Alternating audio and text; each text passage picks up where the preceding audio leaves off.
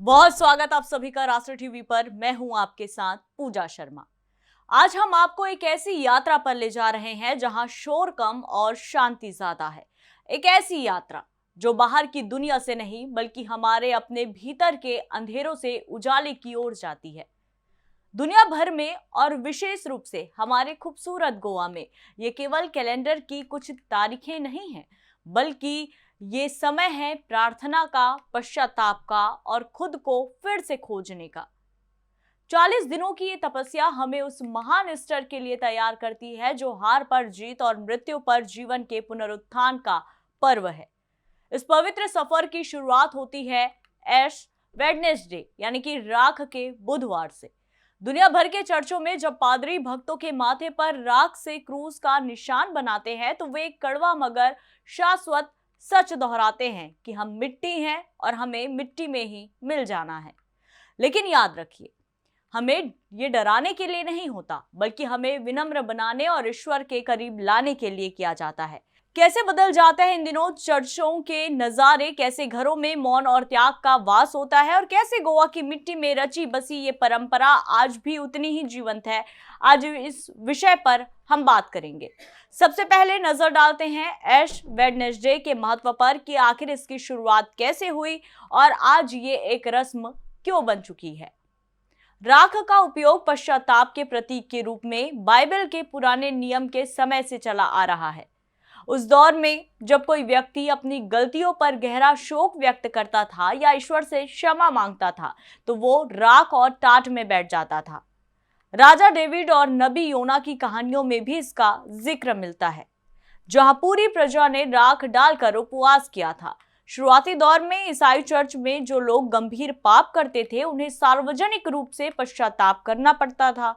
उन्हें राख दी जाती थी और वे 40 दिनों तक प्रायश्चित करते थे।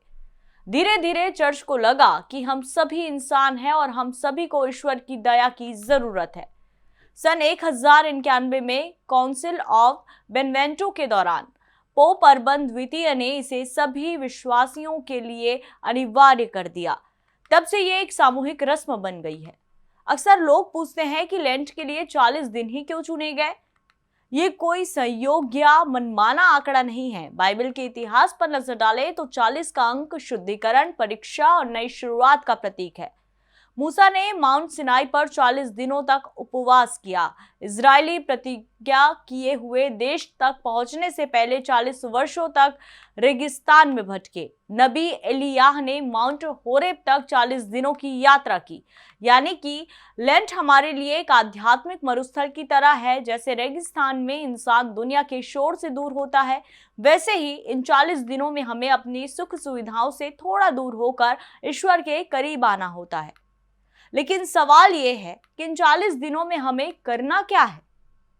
चर्च इसके लिए हमें 3 बुनियादी स्तंभ देता है: प्रार्थना, उपवास और दान।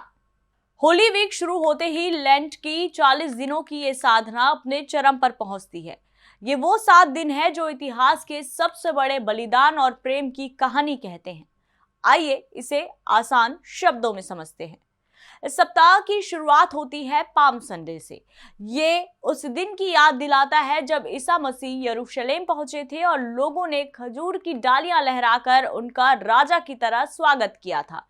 आज भी चर्चों में लोग हाथ में खजूर की डालियां लेकर जुलूस निकालते हैं। फिर आता है होली थर्सडे। गुरुवार का दिन अंतिम भोज का प्रतीक है। इसी दिन प्रभु यीशु ने अपने शिष्यों के साथ आखिरी बार भोजन किया था। लेकिन इसकी सबसे बड़ी सीख विनम्रता है। जब यीशु ने अपने शिष्यों के पैर धोए। और फिर आता है गुड फ्राइडे, बलिदान की पराकाष्ठा का दिन, जो गहरा शोक और सन्नाटे का होता है। ये वो दिन है जब यीशु ने मानवता के लिए क्रूस पर अपने प्राण त्याग दिए। बात गोवा की करें तो गोवा अपनी सदियों पुरानी ईसाई विरासत के साथ लेंट को गहरी श्रद्धा के साथ मनाता है। बेसिलिका ऑफ बॉम जीसस और से कैथेड्रल जैसी ऐतिहासिक इमारतों में इस दौरान लोगों की उपस्थिति बढ़ जाती है।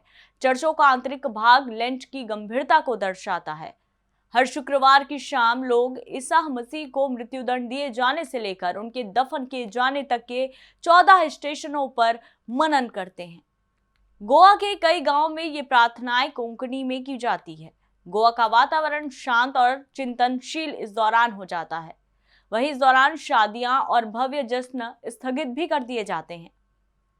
लेंट की ये यात्रा भले ही राख से शुरू होती है, लेकिन राख पर खत्म नहीं होती। इसका अंत होता है ईस्टर की उस सुबह जब ईसा मसीह पुनर्जीवित हुए। चर्चों को फिर से सजाया जाता है, घंटियां खुशी से बजती हैं, ग्लोरिया भजन हफ्तों के सन्नाटे के बाद वापस लौटता है। परिवार उत्सव के भोजन के लिए इकट्ठा होते हैं, लेकिन ये खुशी केवल सांस्कृतिक नहीं बल्कि गहरी आध्यात्मिक होती है, जो ये संदेश देती है कि यदि हम अपने बुराइयों को त्यागने का साहस रखते हैं तो हमारे जीवन में भी खुशियों और नई आशाओं का पुनरुत्थान निश्चित है।